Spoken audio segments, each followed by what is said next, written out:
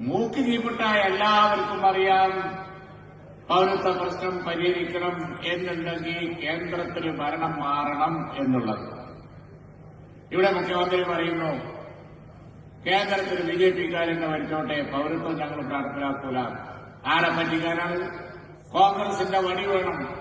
ആ വടിമലല്ലാതെ സിപിഎമ്മിന്റെ കൊടി കെട്ടാൻ കഴിയില്ല. എന്നിട്ടാണോ അവർ ഇന്ത്യ രാജ്യത്ത് പൌരത്വം നടപ്പിലാക്കുന്നത് തടയാൻ ഞങ്ങളെ കൊണ്ട് കഴിയുമെന്ന് പറയുന്നത്? കഴിയില്ല.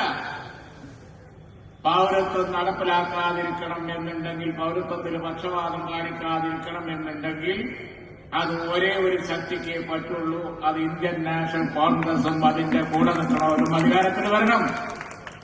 ആ കാര്യം പറഞ്ഞോല് പറയണം. പറഞ്ഞ ആളിന്നലെ കോഴിക്കോട് കടപ്പുറത്ത് പറഞ്ഞിട്ടുണ്ട്.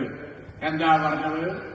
ഇന്ത്യൻ നാഷണൽ കോൺഗ്രസ് അധികാരത്തിൽ വന്നാൽ ഇന്ത്യ രാജ്യത്ത് ജാതിയുടെയും മതത്തിന്റെയും പേരിൽ പൌരത്വം നിഷേധിക്കുകയില്ല എന്നുള്ളത് ഇന്നലെ ഉച്ചയിസ്തരം അവിടെ പ്രഖ്യാപിച്ചു.